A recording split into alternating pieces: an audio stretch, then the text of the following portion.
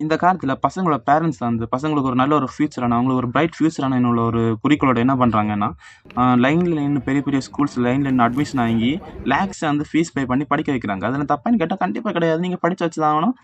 அது கட்டாயம். Education important. ஆனா நீங்க எந்த அளவுக்கு எஜுகேஷன் இம்பார்ட்டன்ஸ் குடுக்குறீங்களோ, அதே அளவுக்கு இல்லைனாலும் ஒரு 50% ஆச்சும் கண்டிப்பா நீங்க வந்து ஸ்போர்ட்ஸ்லயோ இல்லைன்னா ஏதாச்சும் ஒரு பிசிக்கல் ஆக்டிவிட்டீஸ்க்கு இம்பார்ட்டன்ஸ் குடுக்கணும்.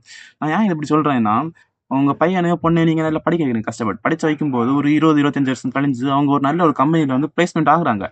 பிளேஸ்மென்ட் ஆகுனதுக்கப்புறம் அவங்களுக்கு ஏதோ ஒரு ஹெல்த் இஷ்யூ வருது. இந்த ஹெல்த் இஷ்யூ எதனால வருதுன்னா, அவங்க சின்ன வயசுல எந்த ஸ்போர்ட்ஸ்லயுமே, எந்த பிசிக்கல் ஆக்டிவிட்டீஸ்லயும் இன்வால்வ் ஆகாத காரணத்தினால அவங்களுக்கு ஏதோ ஒரு நோய் வருது.